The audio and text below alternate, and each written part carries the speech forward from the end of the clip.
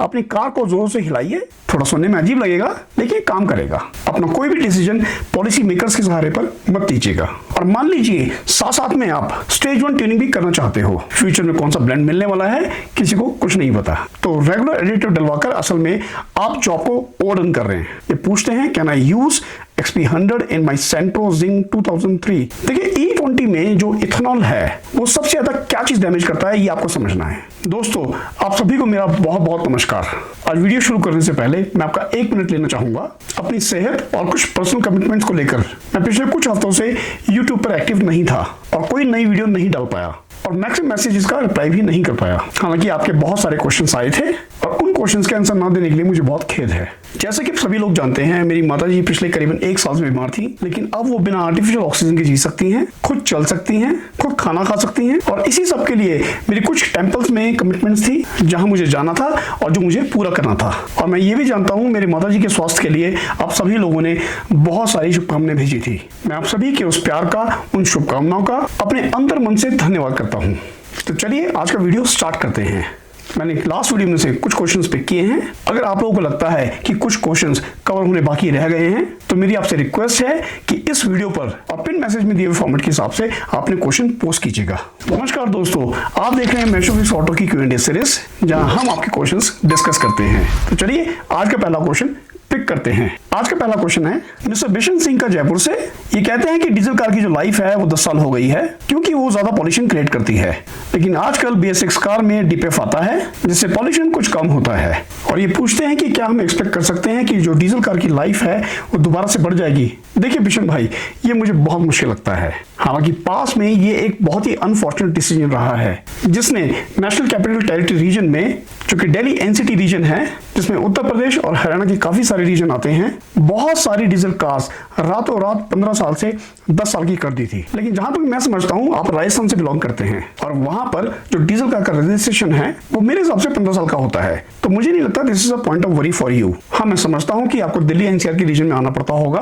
देखिए BS6 car में DPF लगने से पॉल्यूशन तो कंट्रोल हुआ है ताकि वो कार उस अलाउड लिमिट में रहे, तो उनकी लाइफ को 15 से 10 साल करने का मुझे कोई लॉजिक नहीं दिखता। अगर आप डीजल कार लेना चाहते हैं तो आप ये मान के ही उसे लीजिएगा कि उसकी लाइफ 10 साल की होगी। वो पता लग गया है कि काफी सारे स्टेट्स में वो 15 या 20 साल भी चल सकती है। अपना कोई भी डिसीजन पॉलिसी मेकर्स के सहारे पर मत दीजिएगा। उम्मीद करता हूं मैं आपके क्वेश्चन का आंसर दे पाया हूंगा। तो चलिए नेक्स्ट क्वेश्चन पिक करते हैं। अगला क्वेश्चन है मिस्टर श्रीजीत का मुंबई से।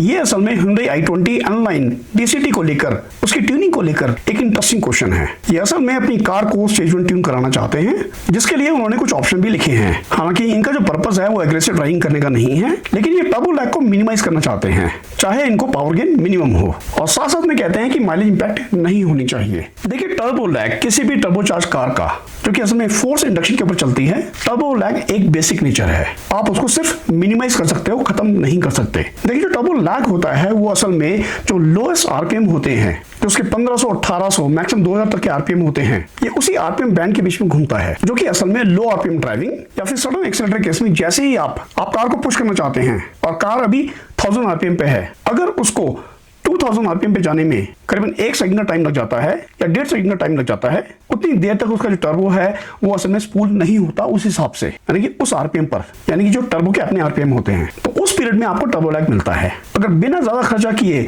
उस टर्बो लैग को आप कम करना चाहते हो तो एक फंडामेंटल तरीका होता है कि अगर आप एयर का इंटेक है वो बढ़ा देते हैं, वो असल में टर्बो लैग को कुछ हद तक कम करता है। और मान लीजिए साथ साथ में आप स्टेज 1 ट्यूनिंग भी करना चाहते हो तो असल में उस एयर इंटेक का भी आपको फायदा होने वाला है, लेकिन इसको आप स्टेप बाय स्टेप कीजिएगा। पहले आप सिर्फ एयर का इंटेक बढ़ाइएगा और देखिएगा वो जो टर्बो लैग है वो आपकी एक्सपेक्टेशन के हिसाब से है या उससे ज्यादा है। अगर ज्यादा है तो डेफिनेटली आप ट्यूनिंग करवा लीजिएगा। और मैं समझता हूं जो कोड 6 है वो इसमें काफी पॉपुलर नेम है, तो आप कोड 6 ट्यूनिंग में जा सकते हैं। लेकिन एक बात ध्यान रखिएगा, ये जो मैक्सिमम ट्यूनिंग होती है वो जो कार की वारंटी होती है वो उसको अफेक्ट कर सकती है। हालांकि जो कोड 6 ट्यूनिंग होती है उसमें जो मैप होता है वो स्विचेबल होता है, तो मेरे हिसाब से जो कोड 6 है वो ज्यादा सुटेबल रहेगा if at all you need that tuning. और किसी भी ट्यूनिंग को कराने के बाद अगर आप गाड़ी को पुश करते हो तो डेफिनेटली उसकी एवरेज तो गिरने ही वाली है, क्योंकि जो परफॉर्मेंस होती है और जो फ्यूल एफिशिएंसी होती है वो एक दूसरे की दुश्मन होती है। होपफुली मैं आपके क्वेश्चन का आंसर दे पाया हूंगा। चलिए नेक्स्ट क्वेश्चन पिक पिक करते हैं। अगला क्वेश्चन है mister Uday Patil from Maharashtra. ये कहते हैं कि जो हमारे देश में भी हालात हैं उसे देखते हुए मुझे विक्टोरिया सीएनजी लेनी चाहिए या नहीं, और अभी के हालात में सीएनजी कार लेना कितना सेफ है, और इसको मैं कितने साल चला सकता हूँ, और साथ साथ में कहते हैं कि विक्टोरिया पे मुझे अच्छा खासा डिस्काउंट भी मिल जाएगा। देखिए, मैं समझता हूँ अगर कोई भी कार सीएनजी के ऊपर चल रही है, उसकी जो लाइफ है किसी भी ब्लेंडेड फ्यूल या फ्यूचर में आने वाले इथेनॉल के हाई ब्लेंडेड फ्यूल से ज्यादा अच्छी होने वाली है। सीएनजी के ऊपर आपकी जो कार है 10-15 साल कहीं नहीं जाने वाली, अगर 90% केस में आप उस कार को सीएनजी पे चलाते हो। हाँ, वो बात अलग है, सीएनजी के ऊपर भी थोड़ी सी मेंटेनेंस तो बढ़ जाती है। जो सर्विस इंटरवल्स हैं और जो ऑयल चेंज है वो आपको थोड़ा सा अर्ली कराना होगा, और कूलेंट का आपको खास ध्यान रखना होगा। विक्टोरिया सीएनजी एक अच्छी कार है, और मारुति कार होने की वजह से उसकी जो मेंटेनेंस है बाकी बहुत सारी कार से काफी कम है, और वो इंजन काफी रिलायबल है। तो मुझे यहाँ पर सीएनजी कार लेने में कोई भी इशू नहीं दिखता। एटलीस्ट कार को एक non compliant ethanol blended petrol में चलाने से तो अच्छा है कि आप गाड़ी को सीएनजी पे चलाएं। फ्यूचर में कौन सा ब्लेंड मिलने वाला है किसी को कुछ नहीं पता। उम्मीद करता हूं मैं आपके क्वेश्चन का आंसर दे पाया हूंगा। तो चलिए नेक्स्ट क्वेश्चन पिक करते हैं। अगले क्वेश्चन में नाम और लोकेशन नहीं है, क्योंकि ये क्वेश्चन अच्छा है, काफी लोगों को बेनिफिट कर सकता है, इसलिए मैंने इसे पिक कर लिया। ये कहते हैं कि great in depth answers for the questions, keep it up. Thank you very much. ये टोयोटा अर्बन क्रूजर 2022 मॉडल चला रहे हैं, और पेट्रोल टैंक को हमेशा एचपी के पेट्रोल पंप से फुल कराते हैं, और साथ में एडिटिव के 2 पाउच डालते हैं, और पूछते हैं कि is it good for my car, क्या मुझे इसे रोक देना चाहिए। देखिए जनाब, मेरे हिसाब से तो इसे रोक देना चाहिए। मुझे नहीं लगता कि आपको रेगुलर कोई भी एडिटिव डलाना चाहिए।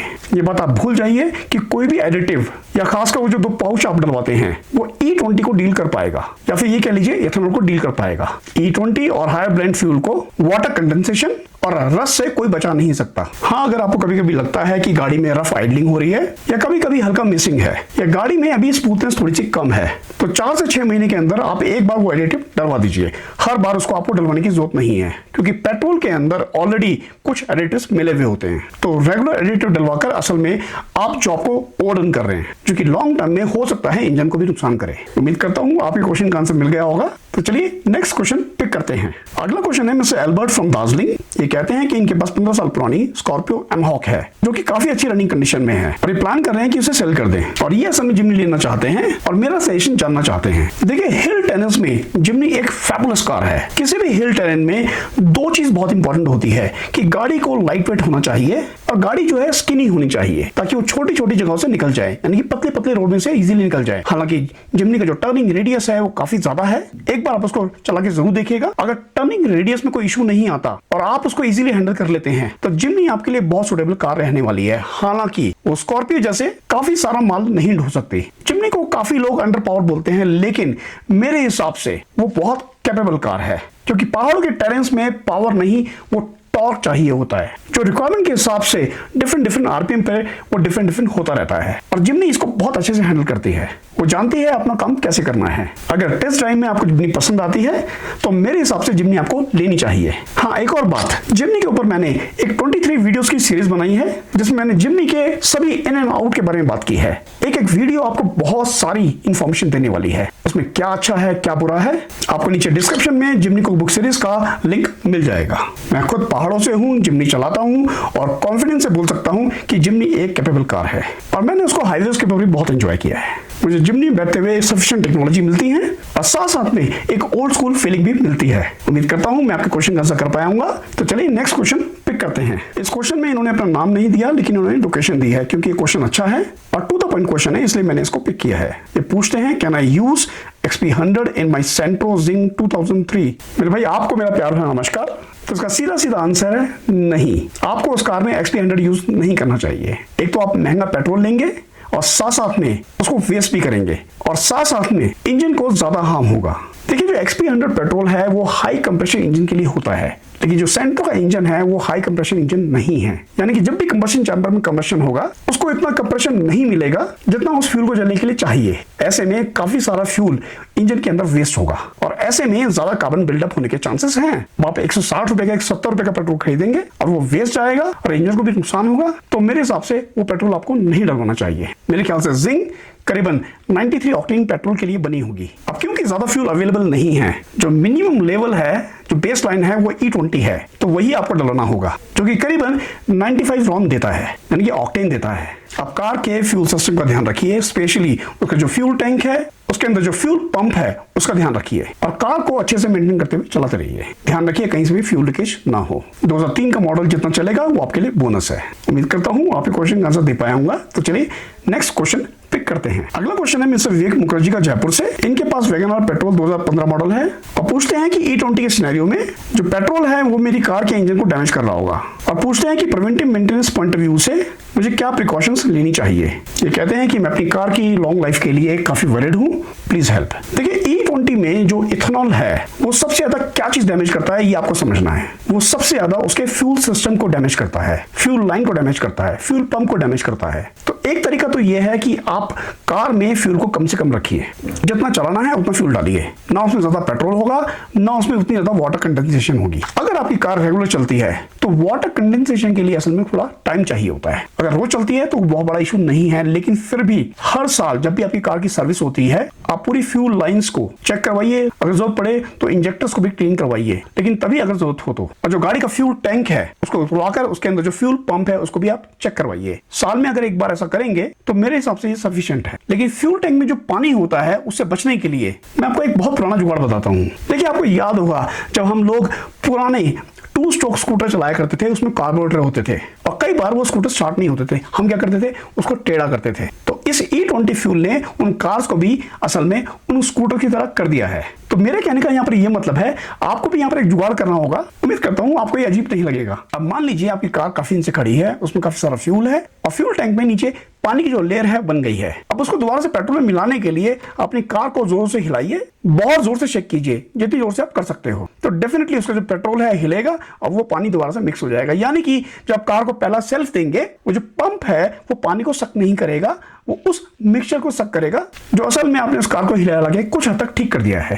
थोड़ा सुनने में अजीब लगेगा लेकिन काम करेगा। बाकी गाड़ी के स्पार्क प्लग, इग्निशन कॉइल्स, उसका EGR, उसका जो ऑक्सीजन सेंसर है, इनको आप बिल्कुल फिट रखिए। तो मुझे नहीं लगता आपको बहुत ज्यादा इशू आने वाले हैं, लेकिन फिर भी अगर आपको इश्यूज आते हैं तो आप उसमें CNG भी फिट करवा सकते हैं, जिससे आपकी कार इथेनॉल से बची रहेगी। उम्मीद करता हूं किसी हद तक मैं आपकी हेल्प कर पाया हूंगा। तो चलिए नेक्स्ट क्वेश्चन पिक करते हैं। अगला क्वेश्चन है मिस्टर सनी का बैंगलोर से। इनकी ड्राइव 40% सिटी 60% हाईवे है। इन्होंने असल में अमेज और काइलक को शॉर्टलिस्ट किया है। इनको लॉन्ग टर्म रिलायबिलिटी चाहिए, लो मेंटेनेंस चाहिए और E20 फ्यूल को लेकर ड्यूरेबिलिटी चाहिए। ये कहते हैं कि क्या मैं काइलक को कंसिडर कर सकता हूं अगर मुझे 6 से 8 साल के लिए एक रिलायबल कार चाहिए। हाँ, डेफिनेटली आप काइलक को कंसिडर कर सकते हो, क्योंकि यहाँ पर आपके लॉन्ग टर्म का मतलब 6 से 8 साल है। नॉर्मली 6 साल तक तो गाड़ी की वारंटी चली आती है। पहला चैलेंज है अगर E20 के बाद हायर ब्रांड फ्यूल आता है तो मैन्युफैक्चरर उस केस में क्या कहने वाला है, उस वारंटी पीरियड में उस कार को सपोर्ट करेगा या नहीं करेगा। हालांकि ये सभी मैन्युफैक्चरर के साथ है, चाहे स्कोडा हो चाहे वो होंडा हो। लेकिन काइलक का इंजन एक TGR इंजन है जिसको हम TSI इंजन बोलते हैं, जिसका जो फ्यूल सिस्टम की जो कंपोनेंट है वो काफी ज्यादा एक्सपेंसिव होती है। तो यानी कि वो लो मेंटेनेंस तो नहीं होने वाली अगर कोई भी फॉल्ट आता है तो। रेगुलर सर्विस भी उसकी होंडा में से ज्यादा होने वाली है, यानी कि ज्यादा महंगी होने वाली है। तो काइलक को आप एक लो मेंटेनेंस कार समझ के मत लीजिएगा। होंडा का जो 1.2 IVTEC इंजन है ये बहुत ही फैबुलस इंजन है, लेकिन काइलक की जितनी परफॉर्मेंस आपको नहीं देगा। लेकिन वो इंजन ज्यादा रिलायबल है और उसकी जो फ्यूल सिस्टम की कंपोनेंट्स हैं वो काइलक की तरह बहुत महंगी नहीं है। फिर भी अगर आप हायर एथेनॉल में काइलक की वारंटी का रिस्क ले सकते हो तो डेफिनेटली आप काइलक में जा सकते हैं, वरना मेरे हिसाब से आप होंडा अमेज लीजिएगा। आप थोड़ी ब्रेनस्टॉर्मिंग कीजिएगा, कोई फर्दर क्वेश्चन हो तो पूछना मत भूलिएगा। तो चलिए नेक्स्ट क्वेश्चन पिक करते हैं। अगला क्वेश्चन है मिस्टर रोहित का मोहाली पंजाब से। ये भी रेट्रोफिटेड CNG के साथ इग्निस चला रहे हैं जो कि बेहतरीन एवरेज दे रही है और 1 लाख किलोमीटर चल चुकी है। इन्होंने होंडा एलिवेट को शॉर्टलिस्ट किया है। ये 90% हाईवे के ऊपर चलते हैं। अब क्योंकि इग्निस एक छोटी गाड़ी है, वो हैचबैक है, तो उसमें वो कंफर्ट इनको नहीं मिल पाता। इनका बजट 17 से 18 लाख का है। इनको एक रिलायबल, अच्छी माइलेज वाली फैमिली पर्पस के लिए एक सेफ कार चाहिए। Thank you sir, looking forward for your response. लेकिन मैं समझता हूं होंडा एलिवेट एक बहुत बेहतरीन चॉइस है, लेकिन होंडा एलिवेट में मुझे एक ही इशू यहाँ पर दिखता है। होंडा एलिवेट में भी असल में कंपनी फिटेड CNG नहीं आती। हाँ, कंपनी रिकमेंडेशन से या बोल लीजिए कंपनी का अप्रूव्ड उसमें लोवेटो की किट इंस्टॉल होती है जो कि असल में उसके MT और CVT वजन में हो जाती है। लेकिन लॉन्ग टर्म रिलायबिलिटी पर्सपेक्टिव से अब क्योंकि आपकी मैक्सिमम ड्राइव हाईवे के ऊपर है जहां ऑटोमेटिक की बहुत ज्यादा जरूरत नहीं होती, क्योंकि सिटी में जहां पर बिल्कुल बम्पर टू बम्पर ट्रैफिक है वहां पर ऑटोमेटिक की बहुत ज्यादा जरूरत होती है। और CNG के साथ लॉन्ग टर्म में ऑटोमेटिक में कुछ इश्यूज रह सकते हैं, यानी कि CVT में कुछ इश्यूज रह सकते हैं, जिससे आपकी मेंटेनेंस फ्यूचर में बढ़ सकती है, क्योंकि CVT काफी महंगा गियर बॉक्स है। तो मेरे हिसाब से आप आप एम्प्टी को लीजिए, उसमें वो सभी चीजें आपको मिलने वाली हैं जितनी भी आपने लिखी है। होंडा एलिवेट की बिल्ड क्वालिटी शानदार है। आप होंडा एलिवेट के लिए ये वाला वीडियो देख सकते हैं जिसमें आपको काफी डिटेल पे उसकी कैपेबिलिटी का रिव्यू मिलने वाला है। आप विक्टोरियस को भी कंसिडर कर सकते हो जिसमें कंपनी फिटेड या फिर फैक्ट्री फिटेड सीएनजी आती है और उसमें आपको बूट स्पेस भी मिल जाता है। लेकिन बिल्ड क्वालिटी के मामले में होंडा एलिवेट थोड़ा आगे निकल जाती है और जो होंडा एलिवेट की जो रोड प्रेजेंस है वो भी काफी शानदार है। बाकी अगर विक्टोरियस का आप रिव्यू देखना चाहते हैं तो आप इस वीडियो को देखना मत भूलिएगा, इसमें आपको विक्टोरियस का इनिशियल रिव्यू मिल जाएगा। और जल्दी मैं ब्रेजा का भी एक deep dive technical review publish करने वाला हूं, तो देख लीजिएगा आपके लिए क्या सूटेबल है। फर्दर क्वेश्चन के लिए कमेंट सेक्शन में मिलते हैं और नेक्स्ट क्वेश्चन पिक करते हैं। अगला क्वेश्चन है मिस्टर नीतीश का पुणे से।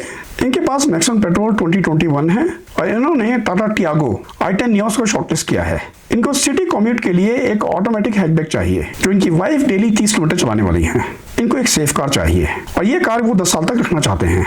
इनको इथेनॉल वाला जो इशू है वो अवॉइड करना है और सीएनजी विद एएमटी चाहिए। तो ये पूछते हैं कि सीएनजी के साथ जो एएमटी का ऑप्शन आता है क्या उससे इनको स्टिक होना चाहिए। देखिए मैं आपको एक साफ साफ बात बताऊं, जो टाटा का एएमटी है वो बहुत ज्यादा रिफाइन गियर बॉक्स नहीं है। मैं ये नहीं बोलता वो खराब गियर बॉक्स है, पर कंपेरेटिवली मार्केट में जो हुंडई और जो सुजुकी का एजीएस है वो उतना स्मूथ नहीं है। तो उस एएमटी की आप टेस्ट ड्राइव लेके जरूर दिखेगा। तो उस केस में आप टाटा टियागो या फिर टाटा पंच दोनों में से एक कार को कंसिडर कर सकते हो जिसमें आपको ठीक ठाक बूट स्पेस भी मिल जाता है और सेफ्टी के पैरामीटर पे भी वो दोनों कार खरी उतरेंगी। लेकिन जो i10 नियोस है वो बहुत ज्यादा सेफ कार नहीं है। आप इस केस में हुंडई की एक्स्टर को कंसिडर कर सकते हैं जिसकी बिल्ड क्वालिटी बेटर है, हालांकि उसकी कोई भी एनकैप रेटिंग नहीं हुई है। उसकी जो सेटिंग है थोड़ी हायर है जो मैं समझता हूँ आपकी वाइफ के लिए काफी अच्छा रहेगा क्योंकि इसमें विजिबिलिटी आगे पीछे की काफी अच्छी मिलती है। लेकिन फिर भी टेस्ट ड्राइव ले लीजिएगा। अगर एक्स्टर आपको समझ में नहीं आती और आपको स्ट्रिक्टली ऑटोमेटिक कार ही चाहिए सीएनजी के साथ तो ऑल्ट्रोस और पंच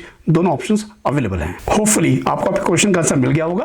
तो दोस्तों आज के लिए बस इतना ही। उम्मीद करता हूं आज का ये वीडियो आपने एंजॉय किया होगा। अगर आपने वीडियो को एंजॉय किया है तो इसको शेयर करना मत भूलिएगा। अच्छी लगी हो लाइक कर दीजिएगा, बुरी लगी हो डिसलाइक कर दीजिएगा। अगर इस तरह का कंटेंट आपको पसंद है तो चैनल को सब्सक्राइब करना मत भूलिएगा और अपनी सपोर्ट बना के रखिएगा, उससे मुझे बहुत मोटिवेशन मिलता है। तो चलिए मिलते हैं नेक्स्ट वीडियो में नए कंटेंट के साथ। अपना ध्यान रखिए, बहुत अच्छे से ध्यान रखिए। Bye bye.